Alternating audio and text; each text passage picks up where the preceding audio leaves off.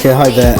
This is just a quick guide, recommended way to put together a quotation bank for the texts in literature that you'll be examined on in the summer.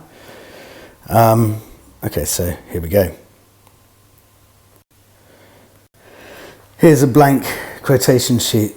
You don't have to do it this way, but this is perhaps the way that I'd recommend if you're a bit confused as to how to start. Okay, so first of all, you need to identify which text you're going to be covering. There's a copy of this sheet on Justice Learning, which you can print out. I'd recommend on A3 if you can, because it will give you more space to write stuff in. And then before starting to get your quotations, try and consider the themes that the play contains.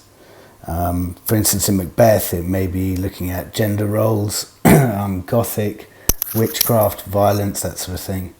Or in Spectacles, you're looking at the politics of capitalism versus socialism, social responsibility, generation divide, those sort of ideas. And then think about the main characters that you're going to need to cover.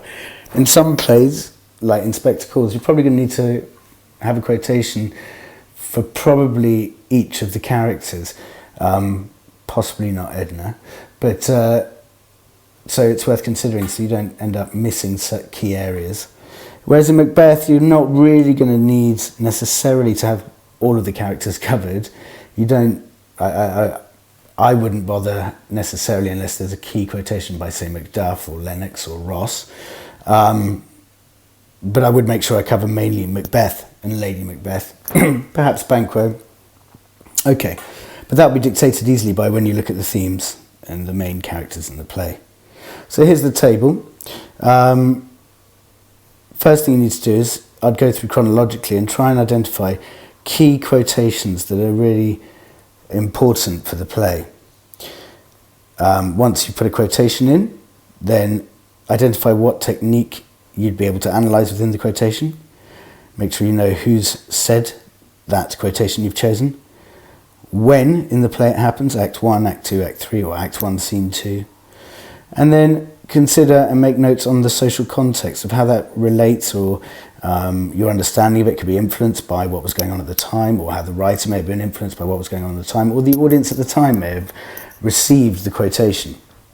And then at the end here, try and identify the theme that the quotation shows. And you might find that the theme has more than one, the quotation has more than one theme, and identify more than one theme in your notes. And I'll show you why now. Here's an example that I've started on an Inspector Calls.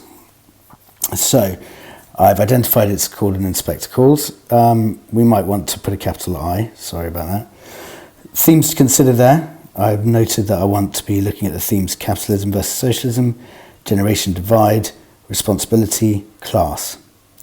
And the characters I want to cover: Burling, Mrs. Burling, Sheila, Gerald, Eric, and the Inspector. So then I've chosen a quotation to start with. Here we go. Has nothing to do with this wretched girl's suicide. Okay. So the technique I'm identifying in there is there's a negative adjective, wretched, and that shows Burling's lack of care. So then, who said it? I put in Burling. When was it said? Act 2. Social context, Priestley's showing how uncaring right-wing people are, of those who deserve sympathy. And he's doing this to shock his audience. Themes, well, I'm putting in that it's to do with Burling, the age difference, because he's older and you might want to reflect on that, use it in an essay where you're looking at the age difference divide. The right-wing, left-wing idea, capitalism, socialism. So you get the idea. And then I'm just going to show you, I've filled out more of these. I'm not going to go through each one with you now. You can always pause it and look at it yourselves. But I want to point out that here we have repetition of themes. And not each quotation has all of the same number of themes in it. But this allows you, when you've finished doing your whole chart, and you'll want to have more than 4 quotations, probably want about 4 or 5 of these sheets, you can then identify which quotations cover the most themes.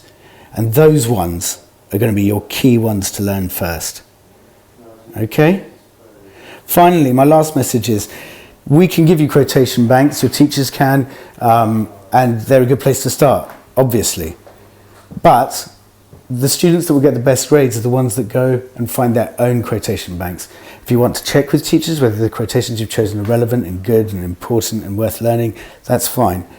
But your top students are going to find quotations that are not expected, find quotations that the marker's not expecting to find. All right? Well, I hope that helps, and you'll find blank copies of this on the website.